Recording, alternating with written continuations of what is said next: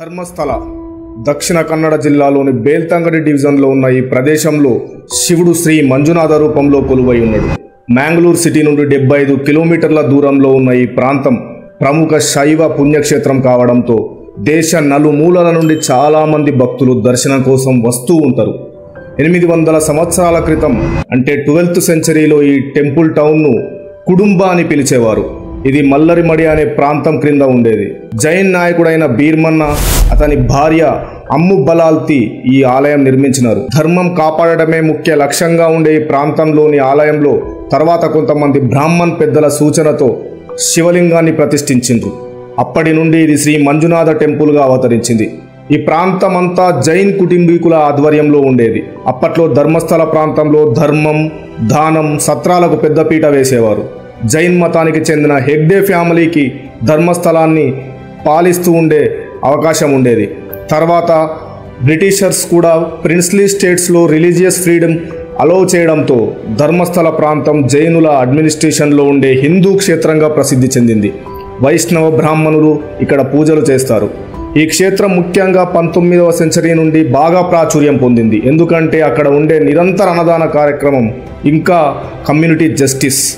Hegde family ముఖ్యంగా రత్నవర్మ హెగ్డేకి ఈ ప్రాంతంలోని భూముల వ్యవహారాల వల్ల చాలా రెస్పెక్ట్ ఉండేది. ఇతని టైంలో ఎడ్యుకేషనల్ ఇన్స్టిట్యూషన్స్, రూరల్ స్టూడెంట్స్ కోసం హాస్టల్స్, ఇంకా ధర్మస్థలలో గెస్ట్ హౌజులు, రోడ్లు నిర్మించి ధర్మస్థల ప్రాముఖ్యతను అందరికీ తెలిసేలా చేసిండు. కర్ణాటక థియేటర్ అయిన యక్షగానాన్ని కూడా ఈయన చాలా బాగా ప్రమోట్ చేసిండు. తర్వాత 1968 నుండి ఇప్పటి వరకు వీరేంద్ర హెగ్డే ధర్మస్థల ధర్మాధికారిగా ఉన్నాడు. ఈయన తనకు 20 సంవత్సరాల వయసు ఉన్నప్పుడే ఈ బాధ్యతలు తీసుకున్నాడు. ఈయన కూడా ధర్మస్థలను గొప్ప ఆధ్యాత్మిక క్షేత్రంగా మార్చి ఏటా 1 కోటి మంది ఈ ప్రాంతాన్ని దర్శించుకునేలా డెవలప్ చేసిండు. Social welfare, education and rural డెవలప్మెంట్కి హబ్గా మార్చిండు. 500 పైగా స్కూల్స్, కాలేజెస్, హాస్పిటల్స్ ఈ ధర్మస్థల ట్రస్ట్ ద్వారా నిర్మించిండు. ఎంతో మందికి ఉచితంగా సామూహిక వివాహాలు కూడా ఇక్కడ జరుగుతాయి. ఇప్పటికీ ఇక్కడ రోజుకు దాదాపు 30,000 మందికి పైగా అన్నదాన కార్యక్రమం జరుగుతుంది. మరి ఇంత మంచి పనులు జరుగుతున్న ఈ పుణ్యక్షేత్రం ఇప్పుడు ఎవరు చేసిన తప్పుల వల్ల మీడియా హెడ్లైన్గా మారింది? ఈ వీడియోని లైక్ చేసి ఛానల్ ఇంకా సబ్స్క్రైబ్ చేయకపోతే ఇప్పుడే చేయండి. డీటెయిల్స్లోకి వెళ్దాం. శ్రీ మంజునాథుని పూజలతో పాటు ఇన్ని ధర్మ కార్యక్రమాలు, అన్నదానాలు, సామాజిక కార్యకలాపాలు ఇంకా ఎంతో మందికి ఎన్నో రకాలుగా సహాయ సహకారాలు అందిస్తున్న ఈ ధర్మస్థల ప్రాంతంలో వీటన్నింటినీ మించిన అసాంఘిక కార్యక్రమాలు, అత్యాచారాలు, హత్యలు జరుగుతున్నాయని 3rd జూలై 2025 ధర్మస్థల క్షేత్రంలో పనిచేసిన మాజీ పారిశుద్ధ్య కార్మికుడు అయిన 48 ఇయర్స్ వ్యక్తి గతంలో తాను చేసిన తప్పుల వల్ల నిరంతరం పశ్చాత్తాపడుతూ దాదాపు 12 ఏళ్లు అజ్ఞాతంలో ఉండి బరువెక్కిన తన గుండె భారాన్ని దించుకునేందుకు తానే స్వయంగా పోలీస్ స్టేషన్కి వెళ్ళి ధర్మస్థల చుట్టుపక్కల ఉన్న అడవుల్లో ఇంకా నేత్రావతి నది తీరాన 1995 నుండి 2014 వరకు నేను నా చేతులతో ఎన్నో శవాలను పూడ్చిపెట్టిన ఆ శవాలన్నీ కూడా అసాధారణ మరణాలు. కొన్ని అత్యాచారం చేసి ఇంకా కొన్ని హత్య చేసి చంపిన శవాలే. నా మనసు ఆ పాపాన్ని చేసేందుకు ఒప్పుకోకపోయినా అక్కడి పెద్ద మనుషుల అండతో ఇవన్నీ చేస్తున్న వ్యక్తులు నన్ను కూడా చంపి అట్లానే పూడ్చిపెడదామని బెదిరిస్తే ఈ పని చేయక తప్పలేదు. నేను చేసిన ఈ పాపపు పని వల్ల చనిపోయిన 100 మంది అమాయకుల ఆత్మఘోష నన్ను నిరంతరం నిద్ర కూడా పోనిస్తలేదు. దీనికి పశ్చాత్తాపంగా నేను చేసిన తప్పును నేనే సరిదిద్దుకొని కొంతైనా వాళ్ళ ఆత్మకు శాంతి చేకూర్చవచ్చని భావించి చనిపోయిన వాళ్ళ సమాధులు, అస్థికలు నేనే చూపిస్తా అంటూ పోలీస్ స్టేషన్లో కంప్లైంట్ ఇచ్చిండు. మరి ఇన్ని రోజుల తర్వాత ఆ ధైర్యం ఎలా వచ్చింది? ఎందుకంటే కంప్లైంట్ ఇవ్వడానికి ముందు అతను కొంతమంది సోషల్ యాక్టివిస్టులను ఇంకా కొంతమంది జర్నలిస్టులను కలిసి వాళ్ళ మద్దతు కూడా కూడగట్టుకొని ఈ భయంకర ఘోరాలు బయటపెట్టడానికి సిద్ధపడ్డాడు. ధర్మస్థలలో ఏళ్ల తరబడి జరుగుతున్న ఈ అఘాయిత్యాలను బయటపెట్టిన వ్యక్తిని అక్కడి ప్రాంత ప్రజలు భీమా అని పిలవడం స్టార్ట్ చేసిండ్రు. ఈ విజిల్ బ్లోయర్ భీమా ఇచ్చిన కంప్లైంట్ తర్వాత దేశం మొత్తం ధర్మస్థల వైపు తిరిగింది. ఇతను స్వయంగా నేనే 400 శవాల దాకా పూడ్చిపెట్టినా అని చెప్పిండు. ఈ విషయాలన్నీ బయటకు వచ్చిన తర్వాత గతంలో కూడా ఇక్కడ జరిగిన మిస్సింగ్ కేసులు, హత్య కేసులు ఇంకా రీఓపెన్ చేయాలని బాధిత కుటుంబాలకు సంబంధించిన వ్యక్తులు కూడా ముందుకు వస్తున్నారు. 2003లో మెడిసిన్ ఫస్ట్ ఇయర్ చదువుతున్న అనన్య భట్ ధర్మస్థలకు స్నేహితులతో యాత్రకు వెళ్ళి దర్శనం తర్వాత ఫ్రెండ్స్ అందరూ షాపింగ్ కోసం వెళ్తే తాను మాత్రం అక్కడే టెంపుల్లో ఉంటా అని చెప్పింది. ఆ తర్వాత ఎవరికీ కనపడకుండా మాయమైపోయింది. తన తల్లి అదే టైంలో సుజాత భట్ సిబిఐలో స్టెనోగ్రాఫర్గా పనిచేస్తూ ఉండేది. అయినా తన కూతురి మిస్సింగ్ కంప్లైంట్ కూడా అక్కడి పోలీస్ స్టేషన్లో పోలీసులు తీసుకోలేదంటూ ఏడ్చింది. ఇప్పటికీ అనన్య భట్ ఆచూకీ కూడా దొరకలేదు. 2012 అక్టోబర్ 9 సౌజన్య అనే 17 ఏళ్ల మైనర్ అమ్మాయి కాలేజీ నుండి ఇంటికి వెళుతున్న సమయంలో మిస్ అయిపోయి నెక్స్ట్ డే ఒంటి మీద బట్టలు లేకుండా దారుణంగా. అప్పట్లో ఈ సౌజన్య కేసు దేశవ్యాప్తంగా సంచలనం రేపింది.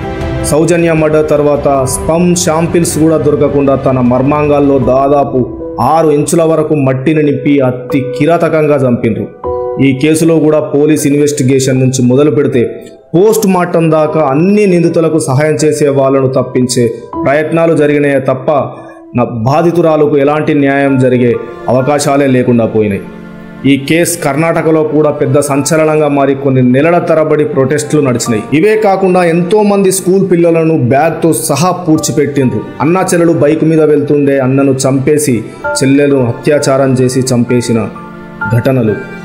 అక్కడి పెద్దలకు ఎలక్షన్స్లో పోటీగా నిలుస్తున్నారని వాళ్ళ కుటుంబ సభ్యులను కూడా చంపి పాతిపెట్టినట్టు న్యూస్లో కనబడుతుంది. ఇట్లా 1-2 కాదు, 1970 నుండి 2014 వరకు ఎన్నో రకాలుగా ఎంతో మందిని చంపేసి పాతిపెట్టినట్టు తెలుస్తుంది. సినిమా రేంజ్లో ఇంతటి దారుణాలు జరుగుతుంటే ఇక్కడి పోలీస్ వ్యవస్థ ఏం చేస్తున్నట్టు? ఈ దుర్మార్గుల వెనుక ఉన్న పెద్ద తలకాయలు పోలీస్ వ్యవస్థనే కాదు, వాళ్ళ దగ్గర ఉన్న పైసలు పవర్తో మొత్తం రాజకీయ వ్యవస్థనే శాసించినట్టు ఒక్కొక్కటి బయటకు వస్తుంది. జూలై 3 విజిల్ బ్లోయర్ కంప్లైంట్ చేసిన తర్వాత న్యూస్ సోషల్ మీడియాలో వైరల్ అవ్వడంతో దేశం మొత్తం ధర్మస్థల వైపు తిరిగింది. దీంతో జూలై 4న ఎఫ్ఐఆర్ రిజిస్టర్ అయింది under section 211A of BNS. July 4న ఎఫ్ఐఆర్ అయినాక అతను చెప్పిన ప్రాంతాలను తవ్వకుండా జూలై 10th వరకు గడిపి ఆ రోజున కంప్లైంట్ చేసిన వ్యక్తికి పోలీస్ ప్రొటెక్షన్ గ్రాంట్ అయింది under the witness protection scheme 2018. July 11th ఈ భీమా బేల్తంగడి సివిల్ కోర్టులో నల్ల దుస్తులు, తలకు మాస్కుతో కొన్ని ఎముకలు అవశేషాలతో హాజరై సెక్షన్ 183 ఆఫ్ బిఎన్ఎస్ ప్రకారం న్యాయాధికారి ముందు స్వాన్ స్టేట్మెంట్ ఇచ్చిండు. 14 జూలై కర్ణాటక మహిళా కమిషన్ పాస్ట్ 20 yearsలో మిస్సింగ్ కేసులు, కిడ్నాప్ కేసుల మీద నివేదిక కావాలని కోరింది. 15 జూలైన 2003లో మాయమైన అనన్య భట్ కేసు మీద విచారణ చేయాలని తన తల్లి కంప్లైంట్ ఇచ్చింది. ఇవన్నీ బ్యాక్ టు బ్యాక్ జరగడం, మీడియా ముఖ్యంగా సోషల్ మీడియా ధైర్యంగా ధర్మస్థల విషయాలు బయట పెట్టడంతో కర్ణాటక హోంశాఖ GO number HD 57 SGB 2025 DGP Pranav Mohanty IPS ఆధ్వర్యంలో 20 మెంబర్స్తో కూడిన స్పెషల్ ఇన్వెస్టిగేషన్ టీం సిట్ ఏర్పాటు చేస్తూ జీవో ఇచ్చింది. ఈ టీంలో ప్రణవ్ మోహంతితో సహా 4 ఐపీఎస్ అధికారులు ఇంకా ఫోరెన్సిక్ బృందాలు కూడా కలిసి ఈ సిట్ బాధ్యతలు ఏంటంటే బిఎన్ఎస్ సెక్షన్ 211A హత్య, బిఎన్ఎస్ 375, 376 బలాత్కారం, బిఎన్ఎస్ 201 సాక్ష్యాలను నాశనం చేయడం, బిఎన్ఎస్ఎస్ సెక్షన్ 194 అసహజ మృతులపై విచారణ. ఈ సెక్షన్ల కింద దర్యాప్తు చేసి రిపోర్ట్ సబ్మిట్ చేయాలి. జూలై 21 సివిల్ కోర్ట్ మీడియాకు గాగ్ ఆర్డర్ ఇచ్చింది. ధర్మస్థల ప్రాంతం మీద అక్కడ ఉన్న ట్రస్ట్ సభ్యుల మీద మీడియా ఇష్టం ఉన్నట్టు కవరేజ్ చేస్తుందని యూట్యూబ్లో కూడా కొన్ని వేల వీడియోలు, లింకులు డిలీట్ చేసింది. తర్వాత కుడ్లా ర్యాంపేజ్ అనే ఒక యూట్యూబ్ ఛానల్ ఈ ఆర్డర్ని హైకోర్టులో ఛాలెంజ్ చేసింది. అది ఫ్రీడమ్ ఆఫ్ స్పీచ్కి ఎగనెస్ట్గా ఉంది. సో ఆగస్టు 1న కర్ణాటక హైకోర్టు ఈ గాగ్ ఆర్డర్ ఎత్తేసి మీడియా కవరేజ్కి అనుమతిచ్చింది. విజిల్ బ్లోయర్ భీమా తాను పాతుపెట్టిన 13 పాయింట్లను చూపించి సిట్ ఇక్కడ తవ్వకాలు జరిపితే ఆధారాలు దొరుకుతాయని చెప్పి జూలై 28 నుండి 30 మధ్యలో ఆ 13 చోట్ల తవ్వకాలు ప్రారంభించింది. ఫస్ట్ 2 రోజుల్లో ఎలాంటి మానవ అవశేషాలు దొరకలేదు. కానీ పాయింట్ 1 వద్ద మాత్రం పాన్ కార్డు, చిన్న బ్లౌజ్ లాంటి వస్తువులు బయటపడ్డాయి. జూలై 31 స్పాట్ 6లో 4 అడుగుల లోతులో కొన్ని మానవ అవశేషాలు బయటపడ్డాయి. భీమా మాత్రం అక్కడ 8 శవాలు పాతిపెట్టినా అని చెప్తున్నాడు. ఆగస్టు 1 and 2 స్పాట్ 8, 9లో తవ్వకాలు జరిగినప్పటికీ ఏమీ దొరకలేదు. భారీ వర్షాలు కూడా పడడంతో తవ్వకాలకు అంతరాయం జరిగింది. 3rd అంటే ఈ రోజు ఇంకొక కొత్త సాక్షి జయంత్ టీం ముందుకొచ్చి 15 ఏళ్ల క్రితం బాలిక అంత్యక్రియలను చూడడం జరిగిందని పేర్కొన్నాడు. అది కూడా స్కూల్ డ్రెస్లో ఉండేది అని చెప్పిండు. All India Democratic Women's Association సిట్కి పూర్తి స్థాయి స్వతంత్రం ఇచ్చి పద్మలత, యమున, సౌజన్య లాంటి పురాతన కేసుల మీద కూడా విచారణ జరిపించాలని డిమాండ్ చేస్తున్నారు. ఇదే సమయంలో బేల్తంగడి పోలీస్ స్టేషన్లో 2002-2015 అన్ఐడెంటిఫైడ్ డెత్స్ ఇన్ఫర్మేషన్ కావాలని కొంతమంది యాక్టివిస్టులు అడిగితే వాటిని 2020లోనే ఫైల్ డిస్పోజల్ రూల్ ప్రకారం ఆల్రెడీ డిస్ట్రాయ్ చేసినామని ఇక్కడి పోలీసులు చెప్పారు. కానీ ఇది చట్ట విరుద్ధం. అసహజ మరణాల కేసు వివరాలను బిఎన్ఎస్ఎస్ 194 ప్రకారం 25 years దాకా ఉంచాలని న్యాయ నిపుణుల వాదన. ఇంకా సిట్ టీమ్ లో ఉన్న మంజునాథ గౌడ అనే ఒక ఆఫీసర్ ఈ కంప్లైంట్ వెనక్కి తీసుకోవాలని ఆ విజిల్ బ్లోయర్ ని బెదిరించినట్టు కూడా వార్తలు వస్తున్నాయి. పవర్ఫుల్ మనుషుల ఇన్వాల్వ్మెంట్ లేకుండా ఇన్ని ఏళ్ల తరబడి ఇన్ని ఘోరాలు, అది కూడా చేసిన వాళ్లకు శిక్ష పడడం పక్కన పెడితే కనీసం చనిపోయిన వారి శవాలే దొరకకుండా మేనేజ్ చేయడం అనేది అంత ఈజీ కాదు. ఇన్ని పరిణామాల మధ్య ఈ కేసు ఎట్లా ముందుకు వెళ్తుంది? చనిపోయిన వాళ్ళకి న్యాయం జరుగుతుందా? డబ్బు పవర్ ఉన్న వాళ్ళు ఈ దేశంలో ఏం చేసినా అమాయకులను చంపుకుంటూ పోయినా కూడా శిక్షలు పడతాయనే భయం కొంచెం కూడా లేకపోవడం మన సిస్టమ్ తప్ప, మన తప్ప? అమాయక ఆడపిల్లల ప్రాణాలు తీసిన దుర్మార్గులకు ఖచ్చితంగా శిక్ష పడాలని ఆశిద్దాం. జై హింద్.